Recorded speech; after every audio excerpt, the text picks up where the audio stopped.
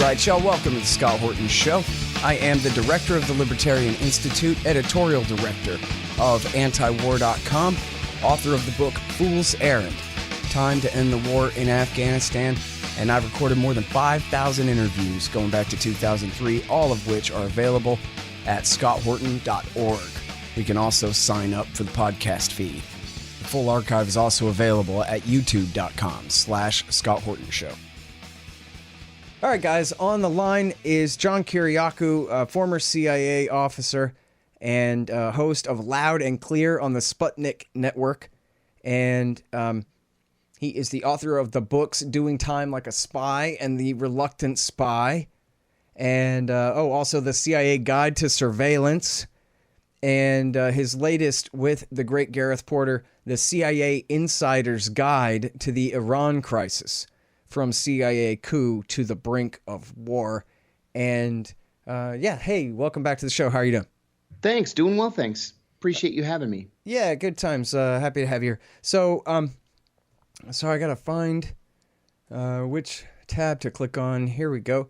I'm sorry, I didn't even see it. All I know is that a friend mentioned that you had made a comment that was interesting enough to build on for an interview, I think.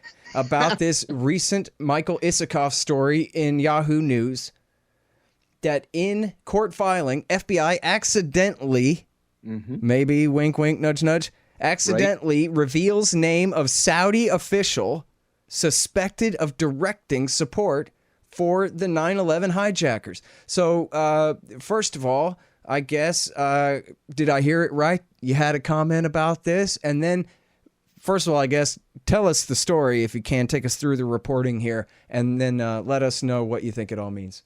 Sure. The surviving family members of the 9/11 victims have filed numerous lawsuits against the Saudi government and other entities stemming from the 9/11 attacks. And this has been dragging on for a decade and a half now.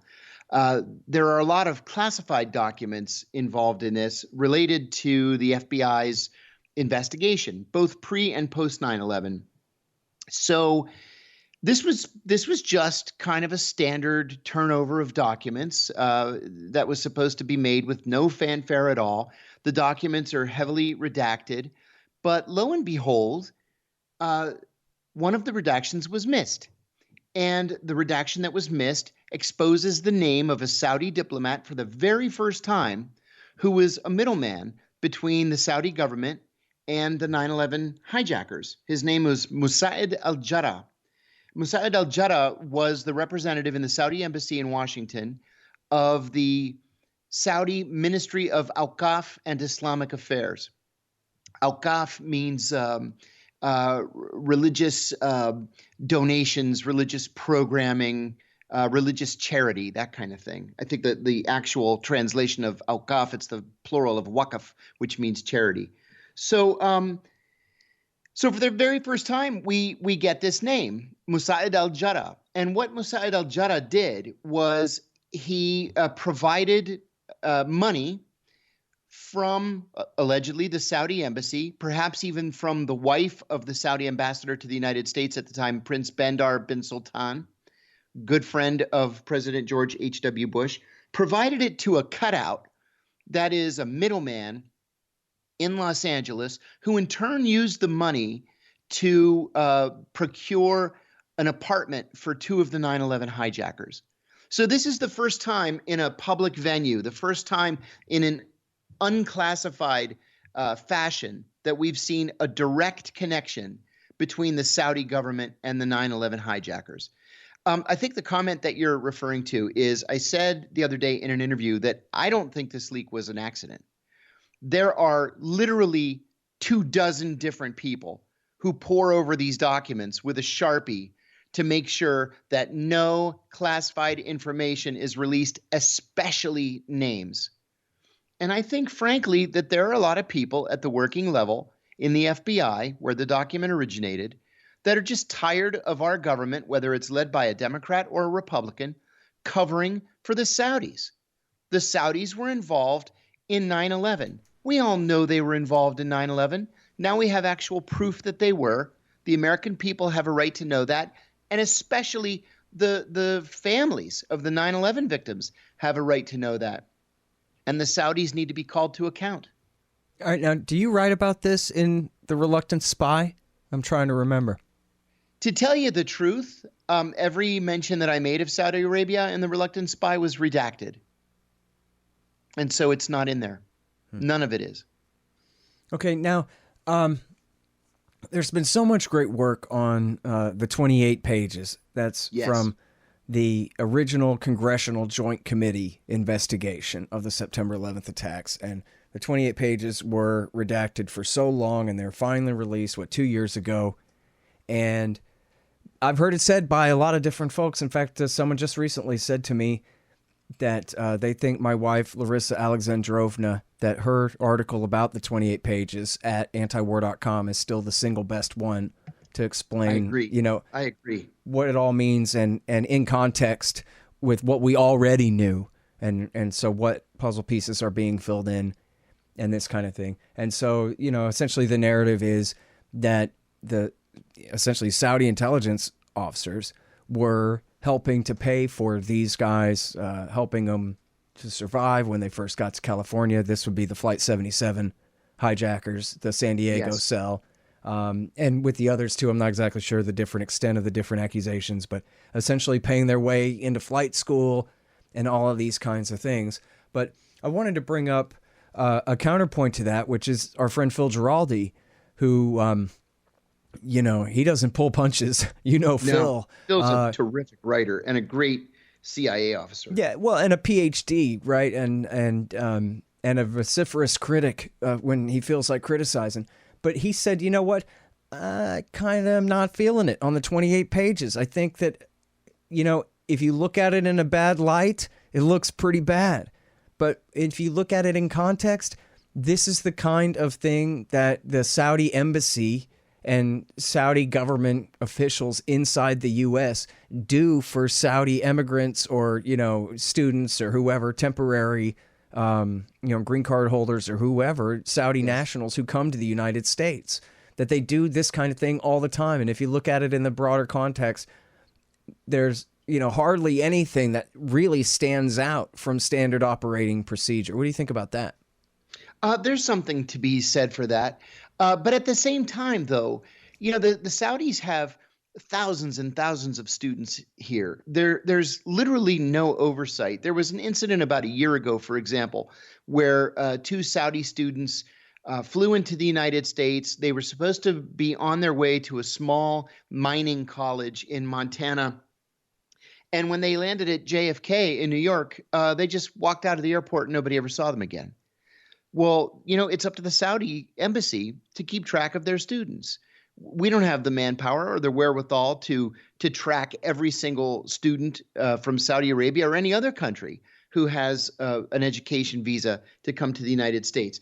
Sure, I can see what Phil is saying, that this is just what the Saudis do, which is true. But it's also incumbent upon the Saudis to keep track of their people and to make sure that they follow the law.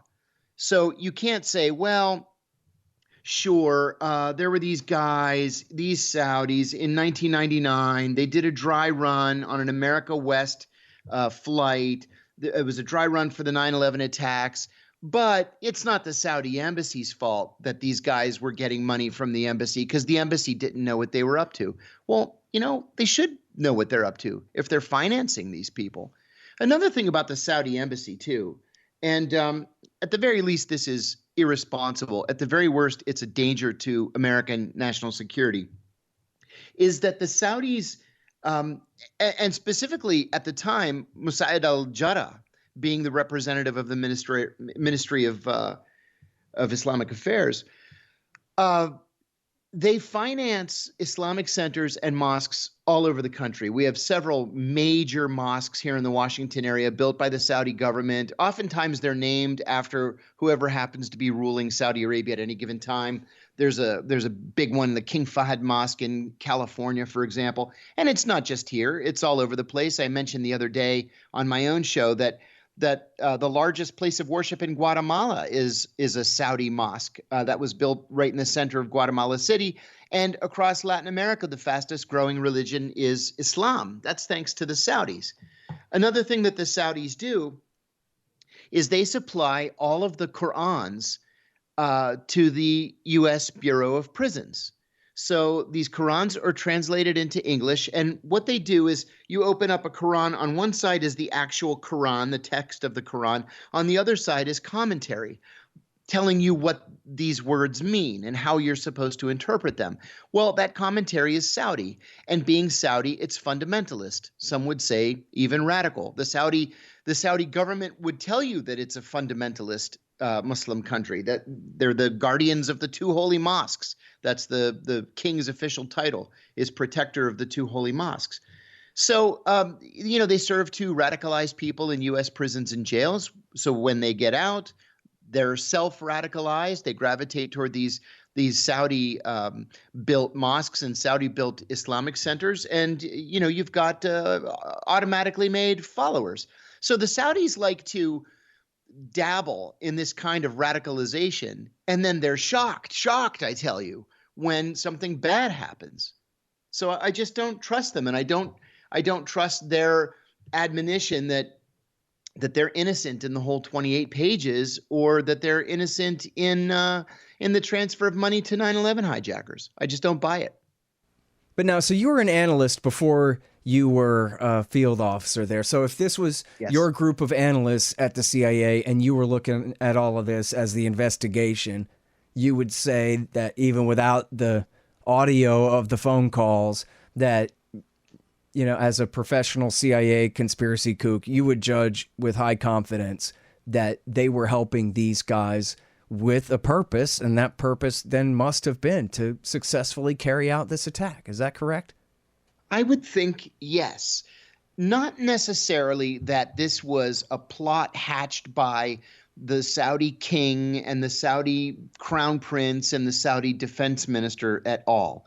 But what the Saudis do is they donate billions and billions of dollars through the Ministry of Islamic Affairs to organizations that purport to be NGOs, like the World Muslim Organization or the Organization for Muslim Youth. Mm-hmm. And there's no accountability for that money. A lot of these groups are based in Jeddah or Mecca or Medina, and the money just goes out. Well, the Saudi intelligence service uses those same organizations to launch operations.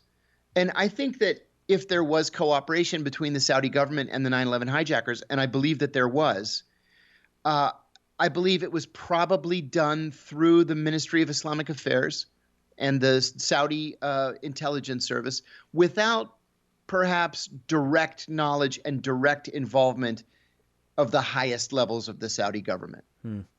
Well, it makes sense to me that the Saudis, particularly the government at the intelligence services and whoever, allowing all of this money and participating and delivering this money in some cases to Al-Qaeda as protection money to just keep it outside the kingdom, pal, and that kind of thing.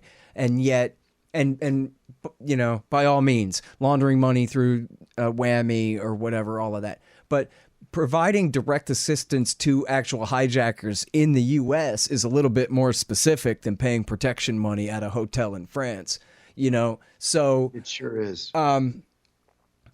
And look, and we're talking about Prince Bandar, who's no dummy, who's running Saudi intelligence here, and all roads seem to lead back to him. And so it sure seems that way. But it sounds like you're saying that their support would stop short of them, knowing that there was an actual attack on the U.S. at the end of the road, even though knowing that they are real ass Al-Qaeda guys in this country. Buying them flight lessons. My gut says guilty, and then my head says we would have to be living in the Twilight Zone if Bandar himself, who was supposed to be so close to American leaders that he was nicknamed Bandar Bush here in Washington. I can't imagine Bandar being behind this attack. But well, look, all the truthers listening to this are saying that we're just being deliberately obtuse and naive, and that obviously this was all a plot to allow one through and to even help it so that they could go to Iraq and the rest. It's possible. It's possible. I think we don't have all of the intelligence, and I'm sure that the FBI does. They haven't released it, but yeah, I'd love to see it because it's entirely possible. So my thing about that was so how would that work, right? Bandar would have had explicit permission from Dick Cheney that you promise you're not going to nuke Riyadh now if I do this, right? And then, no, please go ahead. And at the same time, then Bandar would have to have the confidence that no general down at the Pentagon is going to cross the river and shoot Dick Cheney in the head for the highest treason for orchestrating this plot and take his place. Right. Which and then nuke Riyadh. Right? Like, if I was Prince Bandar, I would be concerned about that. Right? I mean, you're going to fly a plane into the Pentagon, huh? That's pretty brave, Mr. Head of Saudi Arabian intelligence. Seriously. So I just don't, and it's funny because I was a truther before it happened, and I quit being one shortly after it happened because it's just all the different narratives behind all of that. They just don't gel together, They don't gel together. And there are so many moving parts that if there were such a conspiracy, everything would have had to have gone perfectly, And I know that most people are idiots. At least when you're in this world of intelligence where there are so many different people involved, there's going to be one bonehead who screws something up and things aren't going to work. That's why you always have to have a plan B and a plan C and a plan D. And this makes it look like they're all geniuses. And I'll tell you something else, and I think I've probably mentioned this on the show in the past. I still remember the date. This was July 6th, 2001. I was working in the CIA Counterterrorism Center. I was in charge of a group that trained Middle East intelligence services in counterterrorism operations. And we would do a lot of liaison exchanges. We would have officers from Middle Eastern services come to visit. We'd give them a day of briefings. We have a photo op with the director, and I take them out to a nice dinner and send them on their way. And on July 6, 2001, I had just such a group, mid to high level intelligence officers from a Middle Eastern service. And I had asked a junior analyst to come in and give them a briefing on Al-Qaeda. Instead of a junior analyst, Kofor Black, the director of the Counterterrorism Center, came in with the director of operations for the Counterterrorism Center, two of the four highest ranking people in the center. And Kofor cut right to the chase. He said, something terrible is going to happen. We don't know exactly what or exactly where, but we know that it's going to be big. He said, we're hearing a lot of chatter. We're hearing conversations between would-be terrorists and their trainers, where the instructors are crying on the phone and saying, I'll see you in paradise. We're hearing code words for a massive attack. There's going to be a great football match. There's going to be a great wedding. The honey salesman is coming with vast quantities of honey. They're all code words for an attack. And he said, please, I beg you, if you have any sources inside Al-Qaeda, please help us. Well, at the end of the day, I went to Kofor's office to thank him for coming and talking to these guys. And I said, Kofor, I got to ask you, I'm not an Al-Qaeda expert. Were you just making that up for their benefit, or were you serious? And he said, I was dead serious. Something terrible is going to happen. And sure enough, 9 weeks later, that's exactly what happened. We knew something big was coming. We didn't know where. You had Dick Clark at the White House, who was the counterterrorism czar, shouting it from the rooftops, and nobody would listen to him. George Tenet doing the same thing. He said Condi Rice and Dick Cheney just ignored him every time he went down there. And then this happened. Okay, so then you have to ask, why did they ignore him? Did they ignore him because the plan had already been laid? Or did they ignore him because they thought he was overreacting and they just didn't think something like this would happen on U.S. soil? I don't know. Because well, the answer is Paul Wolfowitz, right? Like the obvious, if you're trying to be Occam's razor about it, right? It's not that they were trying to deliberately create the Pearl Harbor event. necessarily. It's that they wanted to go to Baghdad. And they viewed Cofer Black and the rest of the CIA guys saying that the problem is Osama in Afghanistan as a giant diversion from the figuring out a way to start a war with Iraq. And so that was the neocons' argument every time was, oh, shut up about that Osama bin Laden stuff. It's Saddam Hussein is the real problem, and Osama just works for him anyway. And this kind of deal, right? I'll go further than that. I was... My last job at headquarters was I was the executive assistant to the CIA's deputy director for operations. And we were getting ready. This was just 2 or 3 days before the Iraq war started. I was the note taker in a secure video teleconference, and it was a principals meeting. So it was being chaired by the vice president. Condi Rice was there. George Tenet was our representative. Colin Powell was on. The commander of CENTCOM was on. The head of NSA. It was all the big muckety mucks. Everybody who was a principal was on this call. And so we're sitting there. I'm sitting directly behind George, and I'm taking notes. And the vice president asked the commander of CENTCOM to give us a briefing. So he started this thing off by saying that we're going to cross the border in 2 days. This division's moving here and elements of this corps are moving up this way. And it was all military mumbo jumbo. And then he said, if all goes according to plan, we can be in Tehran by August. And George leaned forward and he turned off his microphone and he turned around and said to me, did he say Baghdad or did he say Tehran? And I said, he said Tehran. And George said, have these people lost their minds? And what was the date of this again? This was 2 days before we invaded Iraq. Okay. Yep. And then he very casually turned back around, turned his microphone back on, and just sat there. So I think that the plan all along, you remember the famous story that Richard Pearl, just a day or two after the 9/11 attacks, went to the White House and said, we have to attack Saddam Hussein. He didn't care about Osama bin Laden or Al-Qaeda. This was how we attack Saddam Hussein. And that was just step one, with step two being to overthrow the Iranian government. Hey guys, Scott Horton here for Mike Swanson's great book, The War State. It's about the rise of the military-industrial complex and the power elite after World War II, during the administrations of Harry Truman, Dwight Eisenhower, and Jack Kennedy. It's a very enlightening take on this definitive era on America's road to world empire. The War State by Mike Swanson. Find it in the right-hand margin at scotthorton.org. Hey y'all, Mike Swanson is a successful Wall Street trader with an Austrian school understanding of the markets, and therefore he has great advice to share with you. Check out Mike's work and sign up for his list at wallstreetwindow.com. And that's what you'll get, a window into all of Mike's trades. He'll explain what he's buying and selling and expecting and why. I know you'll learn and earn a lot. wallstreetwindow.com. That's wallstreetwindow.com. Back to these hijackers inside the country.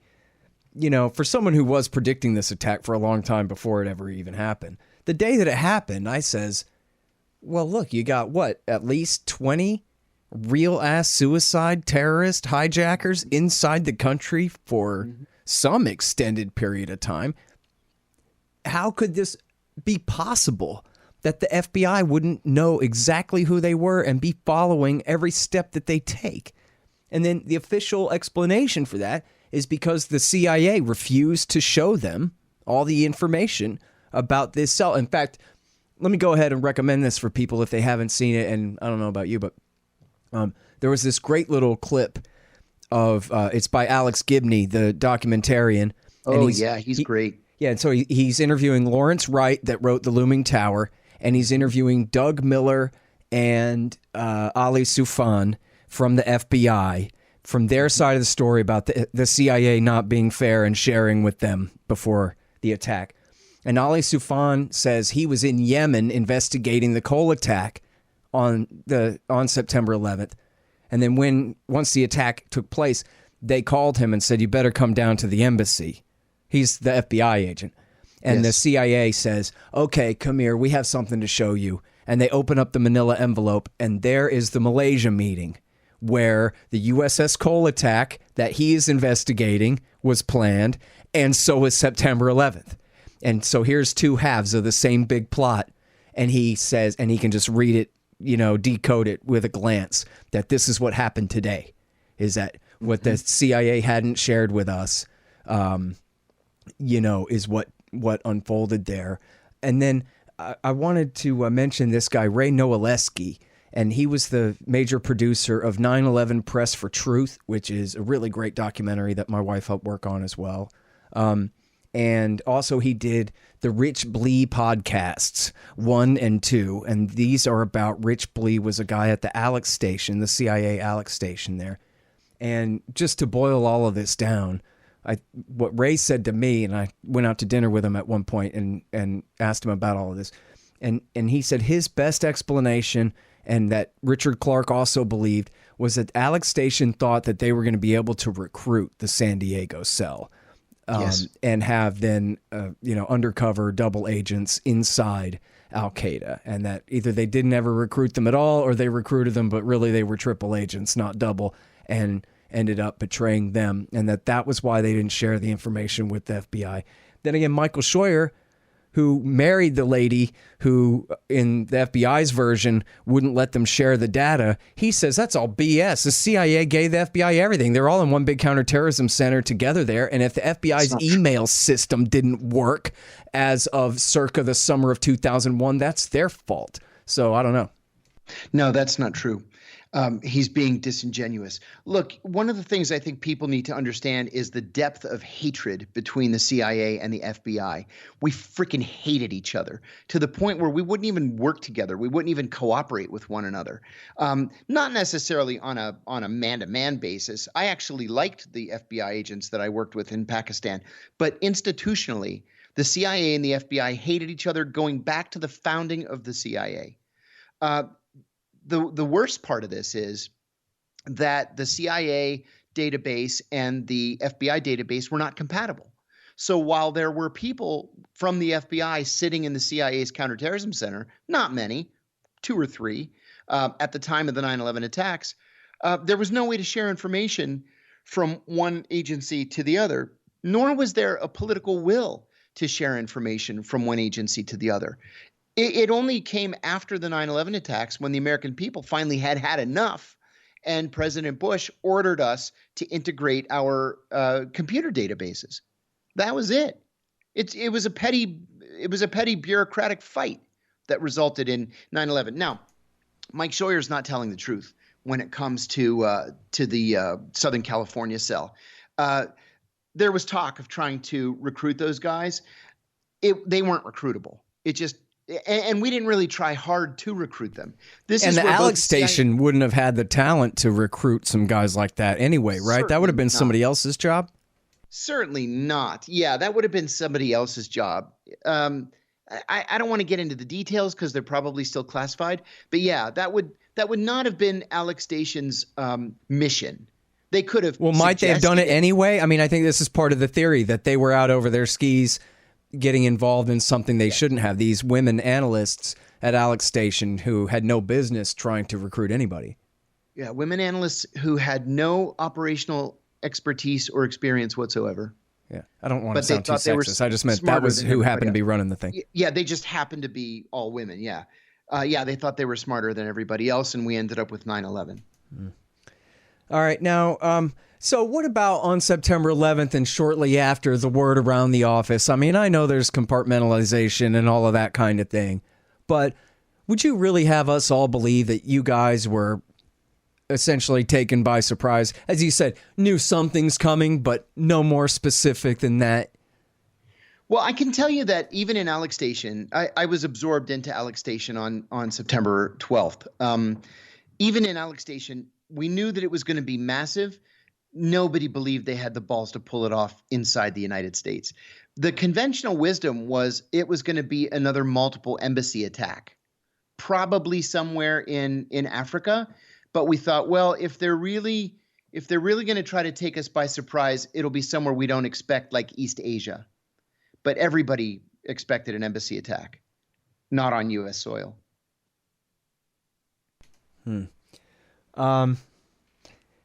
Well, I'll go ahead and bring this anecdote up. I keep thinking of it, so I might as well say it out loud. I met a guy, I was just a cab driver at the time, and I met these guys, and, I did not verify their credentials or whatever, but they all, they sure seemed to be who they said they were. 3 guys who were, military intelligence.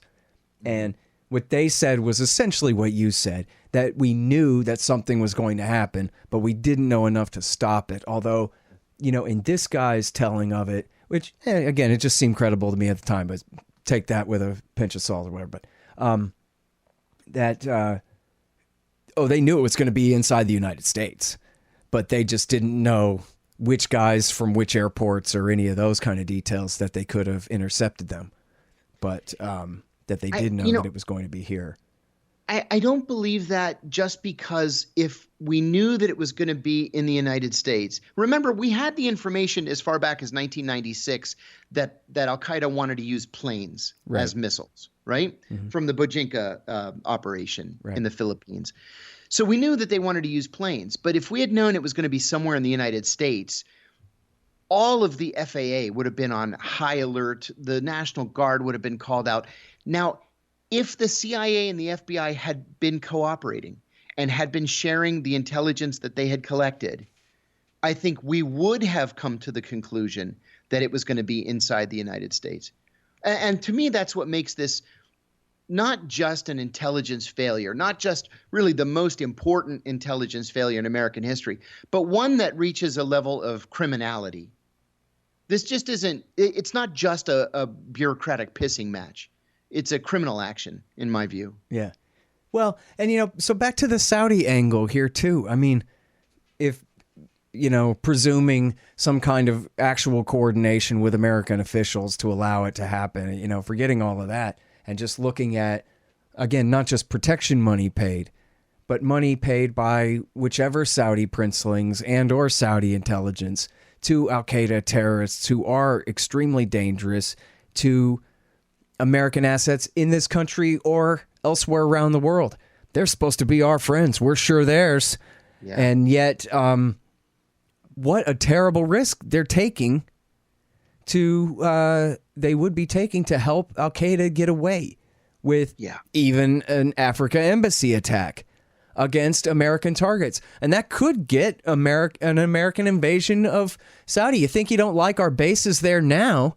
Bombing Iraq at the invitation of your king. Wait till we occupy your country in vengeance against you letting your princelings attack us. So what would be the interest of again, protection money is one thing, but actually helping them attack their ally like this seems like an especially, an insanely risky move for somebody like Bandar. It seems like he would have, at least when it comes to attacking the Americans, an extremely strict deal with the al-Qaeda guys, right? He's paying protection money to protect the kingdom.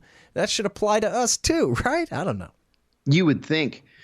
Yeah. One of the things that I learned early on in my career at the CIA was that the Saudis are not our friends, not even a little bit. But aren't they scared? I guess they're not scared either. They know that they got so many people in their pocket that they can attack Washington. They can attack the Pentagon and not get carpet bombed. Imagine that. Yeah. I don't know. It's kind of a crazy conclusion. But I think that's what it comes down to. Yeah, we'll just send them to Iraq. That'll divert everybody away from the money behind this thing and all of the rest of that. I told a story on my show yesterday or the day before about my first trip to Saudi Arabia. It was in the immediate aftermath of the Iraqi invasion of Kuwait. So I went out to provide analytic support, and I was so excited because I was a young guy. I guess I was 25 at the time. I had never been to the Middle East before. And so this was my first official CIA trip. So I go to Saudi Arabia, and I was immediately struck by how rude the Saudis were to us, like actively hostile. And finally, I confronted one of the Saudi guards outside the U.S. Embassy, and I said, "What's your problem, man?" And he looked at me right in the eye, and he said, "We are not friends. You are hired help. We paid for you to come here and to protect the oil fields. We will never be friends." And I felt stung, and I walked away, and I realized, hey, he's right. He's right. You go to any other country in the Gulf, you go to the Kuwait or Bahrain or the Emirates or Oman or Qatar, and people fall all over you. They want to be so friendly and nice and come to my house for dinner and let's go camping in the desert for the weekend. The Saudis wouldn't give you the time of the day. And they're all like that. Well, imagine George Washington inviting the French to stay after helping to keep the British away, and that they get to have military bases here and attack our Canadian friends across the border for a decade and all this craziness. How would we feel about that? Yes, you're right. And that's the deal, right? Like, I guess you can't do the counterfactual, but what if we only ever occupied Saudi Arabia with civilians in white button-up shirts with handshakes instead of military forces, and in fact, mass murdering the people on the other side of the imaginary line in the case of Iraq War I and Iraq War 1.5 all through the 1990s there. Mm-hmm. That's right. Yeah, you're absolutely right. In fact, in those early days, right after Operation, what'd they call it at first? Desert Shield, before we actually attacked the Iraqis, Al-Qaeda got a lot of really great PR benefit, propaganda benefit by spreading rumors that we had female soldiers driving, which we did.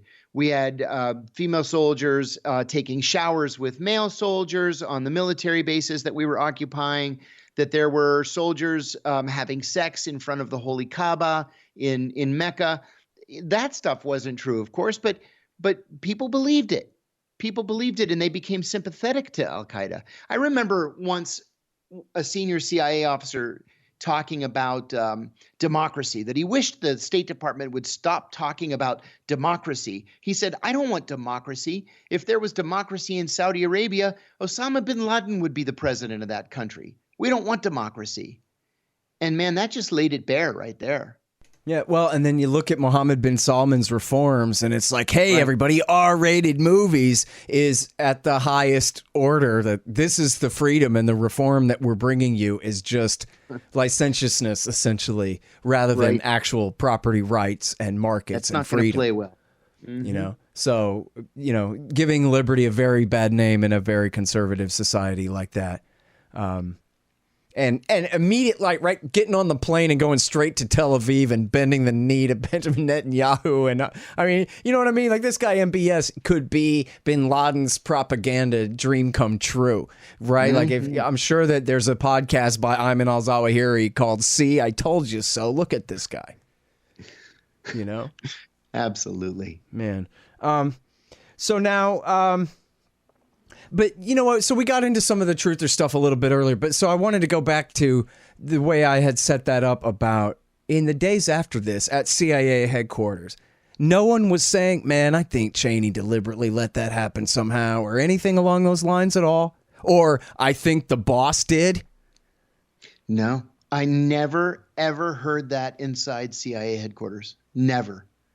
I remember there was a lot of crying, people walking around crying. I say in my own book, they forced us to evacuate on 9/11. I ended up abandoning my car on the GW Parkway because I couldn't get all the way home. All the roads were closed, and hundreds of thousands of people were just walking on the highways to try to get home that day. And finally, I said to my girlfriend, who became my wife, was also a CIA officer, I said, after about 6 hours, this is ridiculous. We need to get back to work. So we walked back to my car, drove back to headquarters, and I didn't leave for another 4 days. I just slept under my desk with my jacket balled up as a pillow, and I'd sleep an hour or 2 hours at a time. And everybody did that. We actually got a bolt cutter, and we cut the chain and the lock off the cafeteria door, and we took $10,000 worth of food from the Marriott, which had the catering contract, and cooked it up ourselves and just had these folding tables in the hall outside the counterterrorism center where people could graze. Afterwards, we had to write the Marriott a check for $10,000 and apologize to them. Looters, man. Unbelievable. Yeah, we looted the place. We truly did. We just looted it. We took everything. But no, I never heard any of those, like not even people speculating, not even the more suspicious colleagues of mine. Nobody talked about it being. Well, and what about pointing fingers at each other? This was somebody's fault. And I think my there was understanding that. is that Scheuer had been banished to the library and was not running Alex Station at the time. But so was anybody mad at anybody, or just like they told us on TV, hey, this is nobody's fault? No, the funny thing is that we all thought heads Just were blame the gonna roll. FBI, right? And they did that. They blamed the FBI without a doubt, but they couldn't pretend that we didn't fall asleep at the switch too. And so we all believed that at the highest levels, heads were going to roll. Tenet had to be out, and Pavitt had to be out, and that just never happened. Heads didn't roll. John McLaughlin had to go. Nobody went. If anything, these guys became somehow seen as heroes in the public. How about Michael Hayden? Exactly. Nobody ever cut his head off either. No. And he fell asleep at the switch at both NSA and CIA. There's a whole book about that, The Shadow Factory by James Bamford. Have you ever read that? That's right. Absolutely fantastic. That's one of the best books that's ever been written on intelligence. Man, and it really is great. And what they say in there is that the FBI and the CIA hated the NSA just as much as each other, and vice versa too. We used to laugh at the NSA. Yeah. Okay. I can't tell you how many people would show up as new employees at the CIA, and I'd say, so are you just out of grad school, or where you come from? No, I'm coming from NSA. It's like everybody at NSA was trying to transfer to the CIA. It was ridiculous. And so why? Because it was such amateur hour under Michael Hayden over there at NSA? Yeah, truly. It was amateur hour. Nobody liked working for Hayden. He was an egomaniac. Yeah. Well, that book actually begins with him telling Bamford, well, you see, if Osama bin Laden himself walked across the bridge from Canada, I would have to stop surveilling him at that point, which is absolutely not the law. Right? I mean, bin Laden, we have a reasonable suspicion that he is tied to a foreign terrorist group. That's all you need to monitor for the NSA, not just the FBI, but for the NSA to continue to monitor him inside the country as long as they want. We all know that. That was the law before September 11th, not after, when they changed with the Patriot Act and so forth. So I don't know if he was really running his agency that way, or if he was just making excuses or what, but the biggest story and I think Scheuer told me this story himself, is where I got this from, if I remember right, was that the CIA tried to get, and I guess this is in the book too, that the CIA tried to get the intercepts from the Yemen switchboard house, where Hani Hanjour's father-in-law, the Flight 77 hijacker, San Diego cell guy, his father-in-law ran the switchboard house where they would field the calls between Afghanistan and Europe and the U.S. and so forth. And the NSA would not share the intercepts with the CIA, even though the director of the CIA at that time was also the director of Central Intelligence, which meant the boss over NSA as well, like the current National Intelligence Director job is. And so George Tenet had every authority in the world to represent his own home team at CIA and say to NSA, give me the damned intercepts. I'm not asking you. That's an order. Give them to me now. And that Tenet wouldn't do that. And so instead, the CIA had to build their own listening station on Madagascar, and for however many $1 million. And that then they could still only intercept half of the call. They couldn't hear the guys in Afghanistan. They could only hear what the people on the other side of the call were saying. And that this was this major detriment.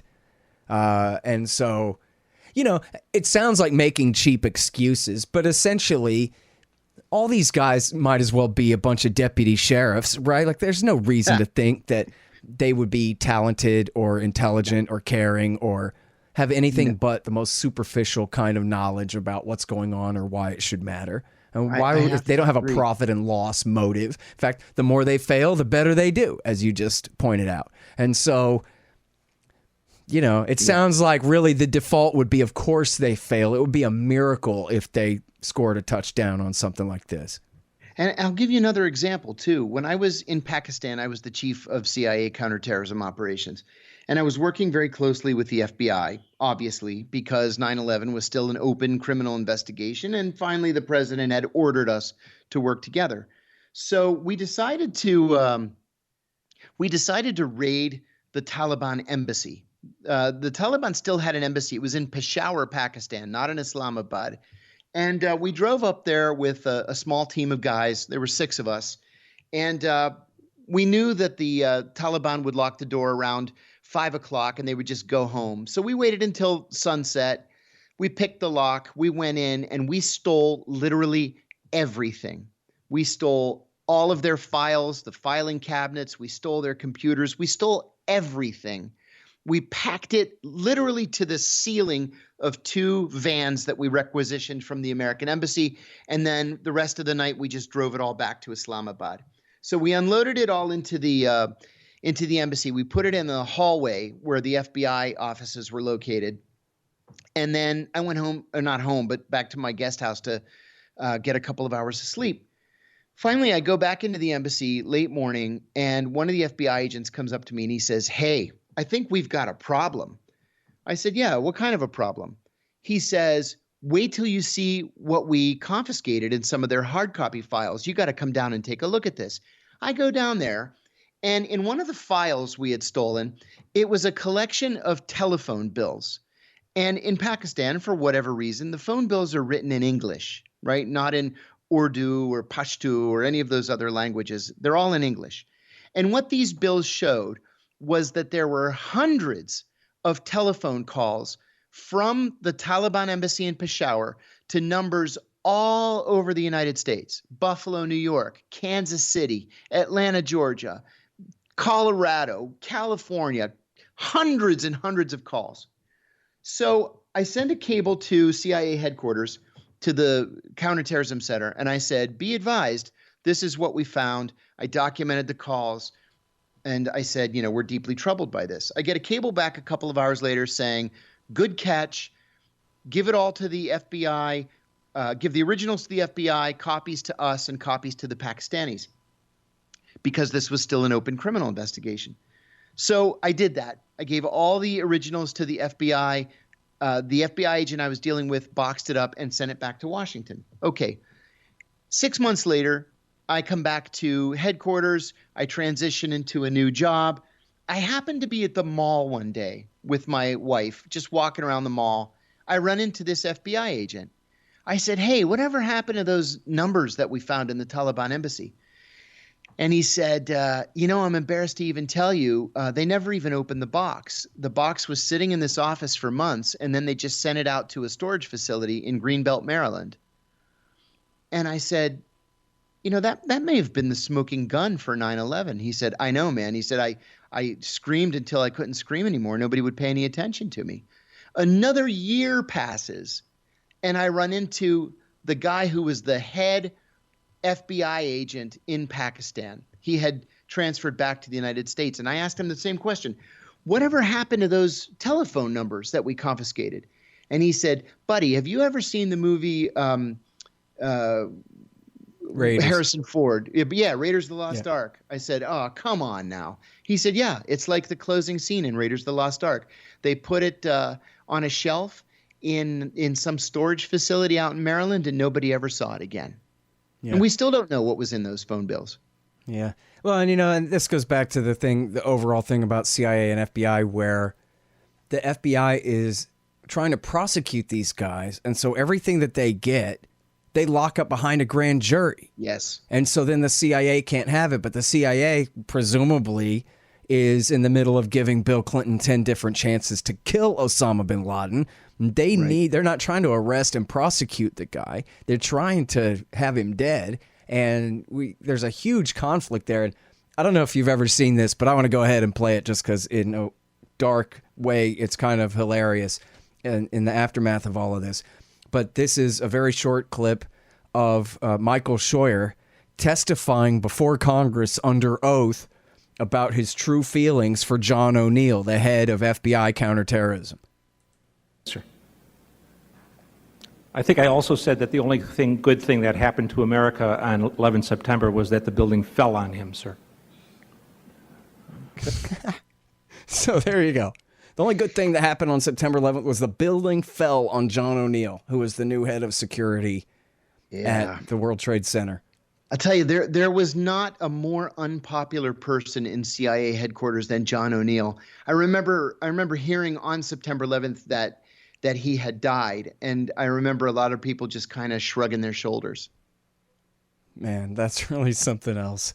That whole story, which, part of his story, well, this comes from Frontline, so who knows what kind of propaganda, but in their special about John O'Neill, they talked about how he got Khobar Towers right, and that he tried to tell Louis Freeh it was Al-Qaeda that did this, the Bin Ladenites that did this, while the Saudis were trying very hard to convince Louis Freeh and the rest of the Americans, it was John Brennan at the time, that it was Iran and Iranian-backed Saudi Hezbollah what did it for apparently no reason at all. Yes. Yeah, absolutely right. And now Scheuer was good on that one too. He said he agreed that it was Bin Laden and not Hezbollah, Saudi Hezbollah that did that as well. Yes, it never made sense to me that Saudi Hezbollah was responsible for that. I was there at the time. The explosion from Khobar Towers shattered all the windows in the front of my house. I thought my house was under attack. Yeah, it was a massive, massive bomb. And so it never made any sense to me that it was Saudi Hezbollah because they didn't have those kinds of explosives. The pit that the bomb made in the ground was 35 feet deep. It was so deep that water from the Persian Gulf was seeping into it. And Hezbollah just didn't have that kind of firepower. But Al-Qaeda sure did. And the motive. And of course, Bin Laden himself took credit for the attack, which they ignored. Yeah, you never heard it. You never heard anything about that, but he did indeed take credit for it.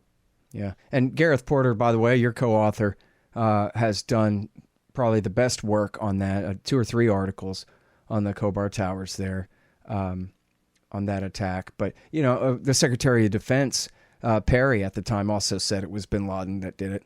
Mm-hmm. But Louis Freeh was determined, the head of the FBI was determined to go along with the Saudis and blame it on Iran. Indeed. Yeah. And, by the way, I don't know about the counterfactual. Maybe it wouldn't have made that much difference. But what if it had been very clear that it was right-wing radical religious nuts in Saudi Arabia who did it, and their choice of target was explicit and clear? They were killing American airmen who were based in Saudi so that they could regularly bomb Iraq and enforce the blockade against Iraq. Now, once you introduce Iran into the story, now you just have mud.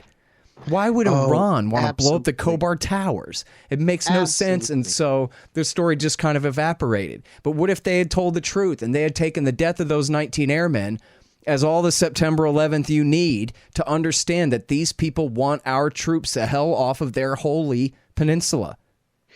And actually, there was an earlier incident in 1995. I just happened to be in Saudi Arabia when this happened, too. This was the attack on OPM Sang, the Saudi National Guard. It was a U.S. base where we trained the Saudi National Guard in Riyadh. And the Saudis arrested a whole cell of people. I don't remember what it was, a dozen, all Saudi nationals. They beat confessions out of them. Those confessions were televised, and then they beheaded all of them. And I remember that the official response from us was like, okay, well, the Saudis got them. They beheaded them. They're not going to be a problem for us anymore. But that was Al-Qaeda. It was this group that we just had never heard of. We had heard of this guy, Osama bin Laden, and we knew that he was a bad guy and he was dangerous. But the word Al-Qaeda, the base, it meant nothing to us in 1995. But we could have and should have acted then, and we didn't. Yeah. Well, never even mind, and it depends on exactly how you want to categorize it, but I think it's fair to say that the New York cell of Egyptian Islamic Jihad was essentially, they were already merging Islamic Jihad with bin Laden's group at that time. And for the very same cited reasons, they had killed Rabbi Kahane in 1990 and had tried to bomb the World Trade Center in 1993. Oh, there was a failed attack at a hotel, I guess the Radisson or something, in Aden in Yemen in 1992. And that was the first time that at least the FBI had connected bin Laden's name to these attacks. And then I'm probably skipping a couple, the National Guard and Khobar Towers and then the Africa embassies, of course. Right. And all that. And in fact, go back to the first World Trade Center bombing. If they'd only parked that truck a few feet to the right or the left or whichever it was near that retaining wall, then they very well could have succeeded in knocking one tower over into the other, which would have, destroyed them both instantaneously and probably killed 50,000 people. Well, that was there's a month and a week into the Bill Clinton administration. That's right. The fact that the FBI, the ATF and the FBI started their terror war against the Branch Davidians the next day seemed to distract them a little bit from the fact that somebody just launched an attempted murder on 50,000 people in New York. Yeah, that's right. And they kind of just let that slide, right? It was just a thing that happened. Yeah, 6 people died, no big deal. But man, only by the hairs of your chinny chin chin. Mm-hmm. There's a famous story that once Ramzi Ahmed Youssef was arrested for the first bombing of the World Trade Center. He was under arrest, and he was on an FBI jet with John O'Neill. They were taking him to a prison. And as they flew past the World Trade Center, O'Neill said to him, "It's still standing." And Ramzi Ahmed Youssef responded, "It wouldn't be if I had had another $5,000. And we should have listened back then, and we didn't. Yeah. Okay, you guys, that is John Kiriakou, The Reluctant Spy. Great book, My Secret Life in the CIA's War on Terrorism. Doing time like a spy. And of course, the latest with the great Gareth Porter, The CIA Insider's Guide to the Iran Crisis, From CIA Coup to the Brink of War. Thank you again, John. Thanks. It's always a pleasure.